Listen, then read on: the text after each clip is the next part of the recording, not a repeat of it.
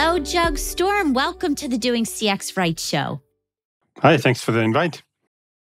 I'm so glad you're here because I've been admiring your content online, and it's very informative and helping people really understand the future and how to use digital technologies to enhance customer experiences. And so I was really excited to have you here. And let's start with, who are you? What do you do professionally?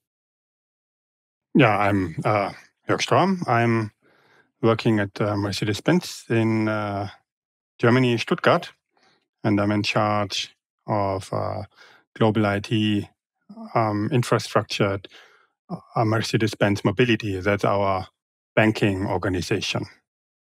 Mm. And can you tell me why you are passionate about digital technology, all the above? Sure.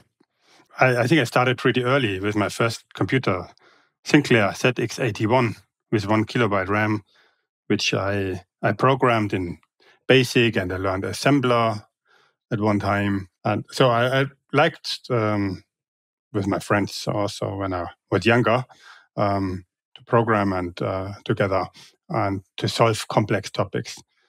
And why I like that topic now, certainly I made that hobby to my job. And being in China for 5.5 years, I saw that there are some things are very different now, and in terms of digital transformation compared to, for example, Germany, I would say they are maybe 5-10 years ahead. You can pay, for example, everywhere only with your mobile phone. Everything can be paid with either WeChat or Alipay. In every restaurant, you don't get a menu. You basically scan QR code, and you can order, you can pay. If the food gets, for example, in a lot of restaurants with a robot already, there are robot restaurants, and that's very, very different to what I have here in Germany right now. But I would not say this is good or bad. It's only different. So, but this digitalization topic, this is something, or digital transformation, I think this is something that really interests me. I think this is a really good topic. Yeah. And digital transformation, I think that word is used a lot, and everyone has a different perspective what it means. What's your definition? Okay, that is, I would say that's a kind of a process where one technology changes, or where a change in technology changes how we do things. For example, when I was young, I liked to buy vinyl, or then followed by CDs. And then suddenly Apple came up with and you only listen to MP3 files. And now everyone has Spotify, for example, or Apple or Amazon Music. So this is digital transformation. So it's easier to access music, and you don't have to carry anything, and you can have all the music on this planet in your mobile phone. I think this is a topic, and due to this technological change, this process change is not only in the music industry, but also in business or in schools. Before, when we were writing tests at school, we had to write notes, and we have to carry heavy backpacks. And now you can do everything on your mobile phone or laptop, MacBook. So I think the target of digital transformation is really to use the technology to make existing processes, faster, better, cheaper. Yeah. That would be my definition for that. Interesting you said before that why you enjoy technology and your job around solving complex problems. Do you believe technology is doing that? Are humans being replaced? If you follow the posts on LinkedIn, for example, on ChatGPT, I think there are a lot of pros and cons. And if you see what technology now, for example, this AI tool ChatGPT is able to do, if you anticipate this, and there's some model behind, with a certain kind of data analysis, and every new version basically there will be an exponential improvement. If you anticipate this into the future, this I think could be that maybe in some years there would be also negative side effects. But I think not AI is a bad thing, or ChatGPT as one AI tool is bad, but maybe the people behind which program that and use it, if they have bad intention, then this could lead, not now, but in the near future, I think this could lead to really some issues. But let's see. They may be too early right now. But now everyone, it's quite a hype topic. Microsoft bought Chat GPT. Google just announced their AI tool called, I think, Bard. Yes. We're at, I don't know if we're at the beginning, but it's definitely exploding. And I sit and think about customer experience, how all those are going to enhance our experiences. And I think the companies that figure that out will win, because we're still living in a human world who has feelings and emotions. So I don't believe that we can take away the human element. And doing it right is actually how we coexist with the AI, the robots, and improve experiences. So like you even explained, just the mere act of how we used to buy a car, you had to physically spend time and go to a store, to a retail. Correct. And buy. So how has that changed, just even in that industry, with technology and the better experiences because of the technology? Can you give me an example? If you take this example for cars, for example, I'm not taking any example of Mercedes-Benz, but overall in this industry, at the moment, at most OEMs, you need to go to the dealership, configure your car, order it, and pick it up.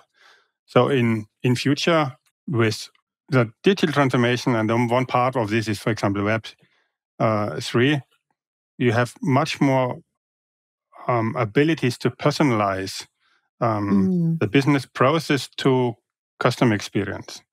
So you have much more data about the customer.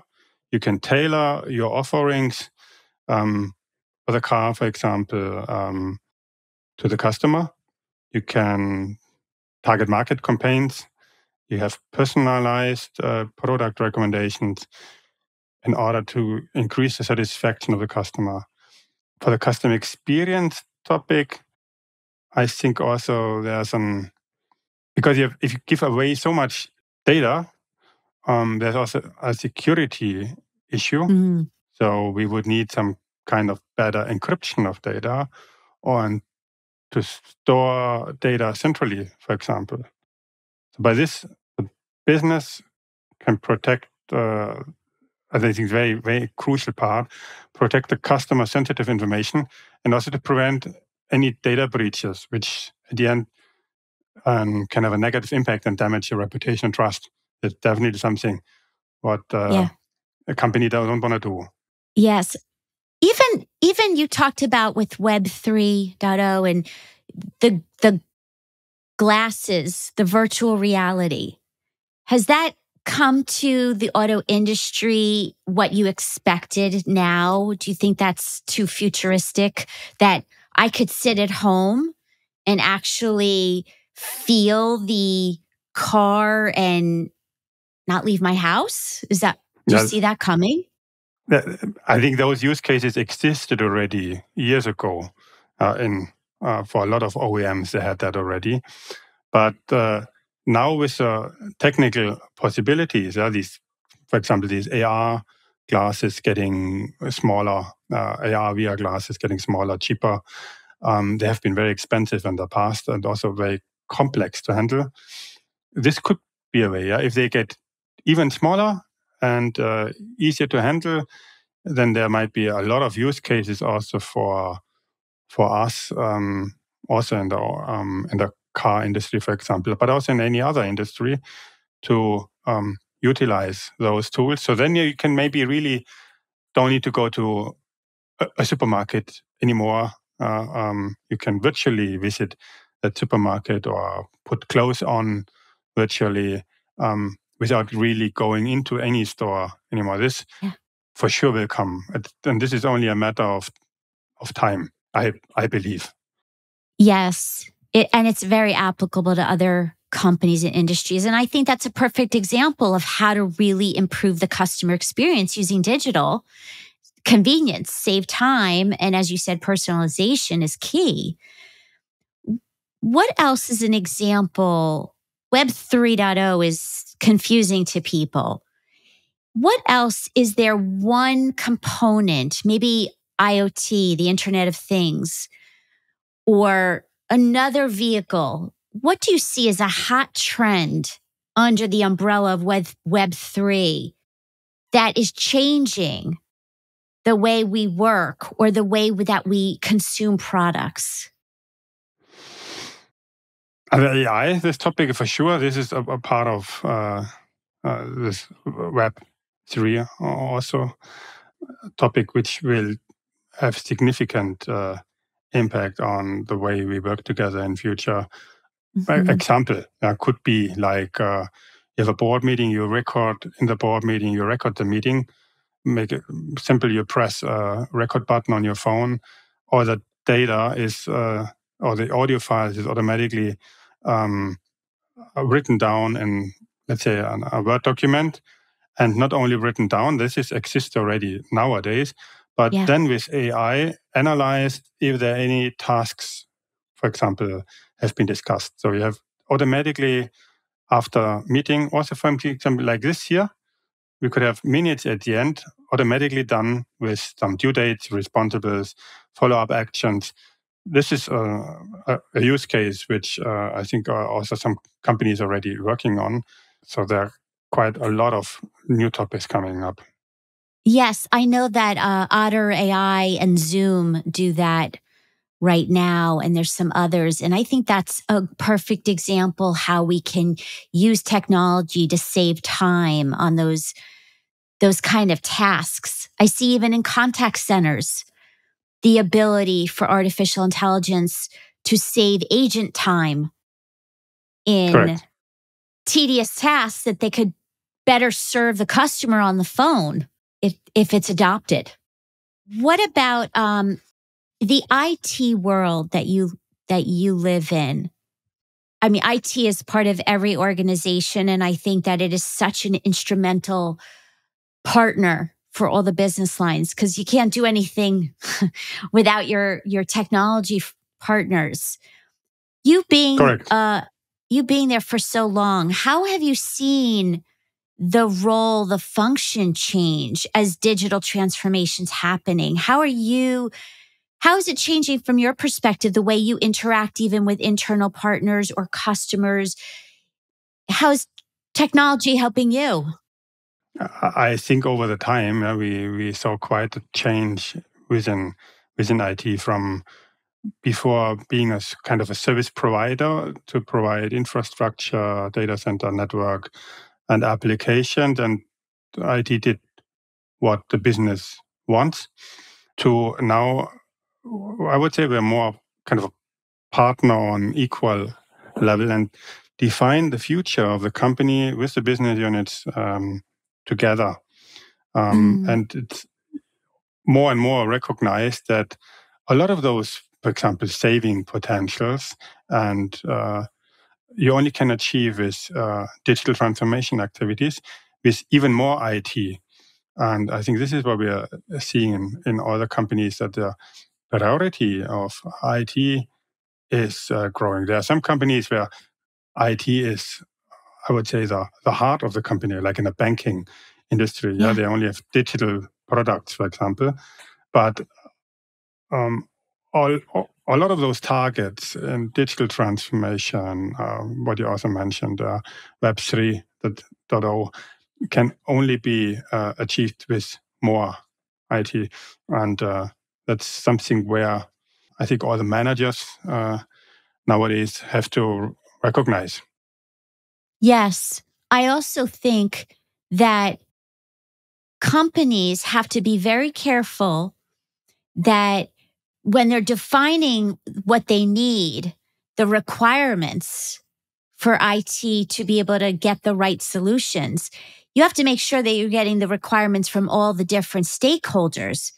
Because I being in companies before, will be told, here's what we have. And I'm like, well, but that didn't solve my needs. Nobody asked me. And that's a miss. That's a problem. Well, it should not be like this. I think this is IT and business together as one team, Yeah. work on the solutions for tomorrow. Yes. And I think that's an important takeaway, that whether someone is in IT or someone's in a business line, you have to have that partnership. It's got to be good communication. And I think even maybe you should not distinguish between business IT in future anymore. Maybe this will be even Yeah. merged together, because you can't do business without IT. And you need business process know-how to, at the end, to define, for example, new application, the processes behind.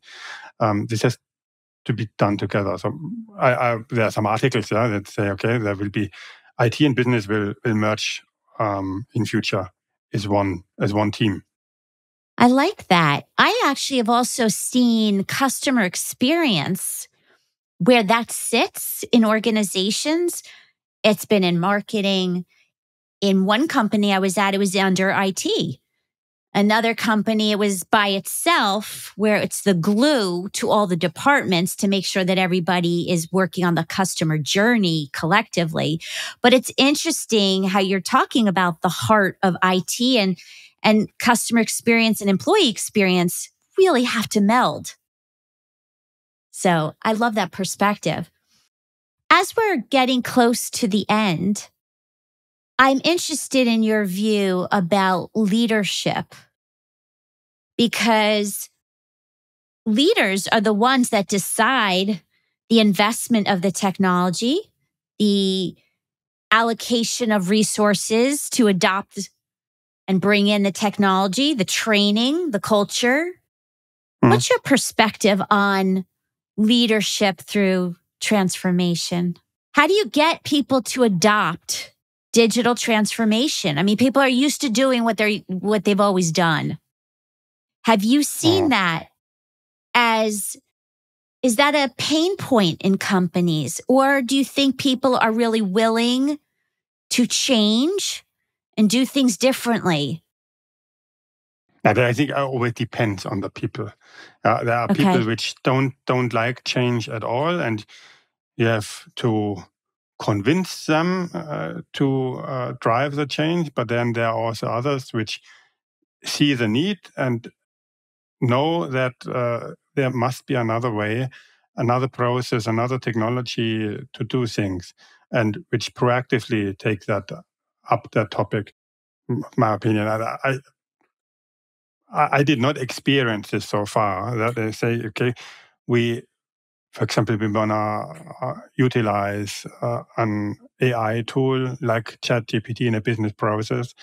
That there may be a lot of concerns, maybe from data protection perspective, or from from legislation, that there might Yeah. be some issues, for example, with using cloud services.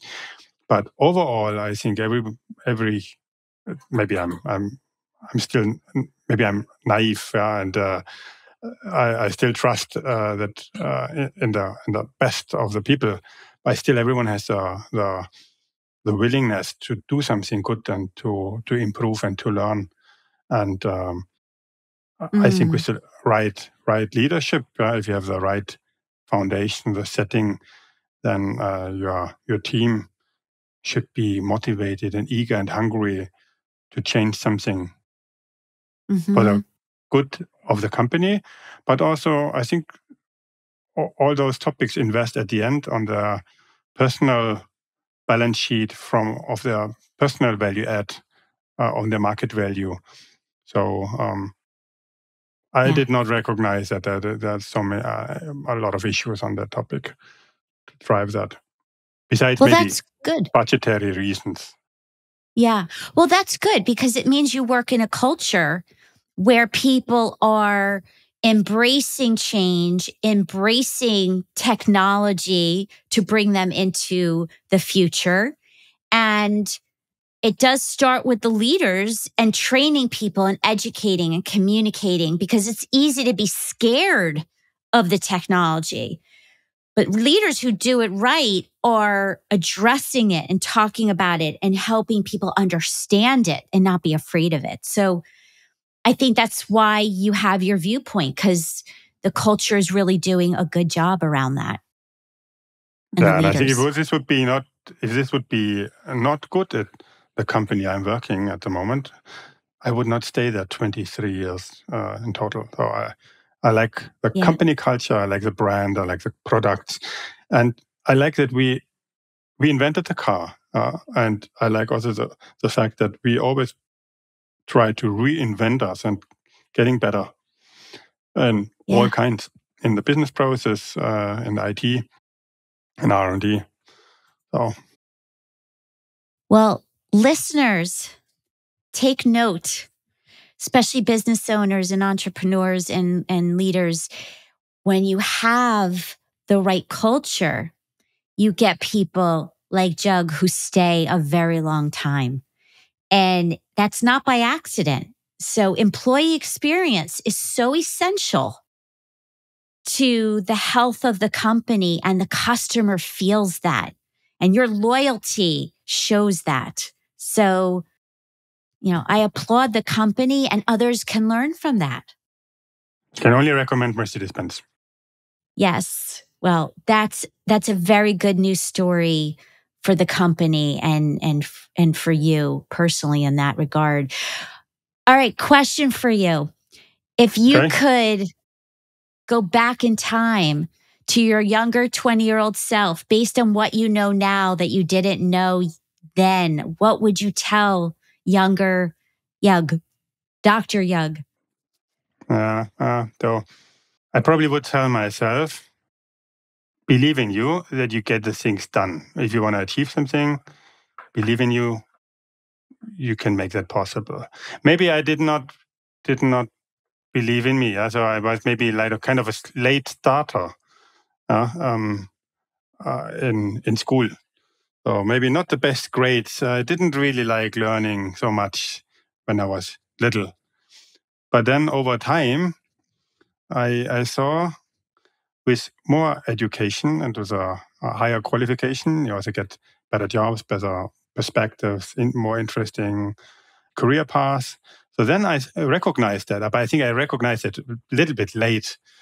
So if I would have a second chance, I would say give 150% immediately and get it done, speed up. So this would be a recommendation to me. Believe in you. Yeah. Yes. What's interesting is that believing in yourself, and that's true, every single age we are, that's important.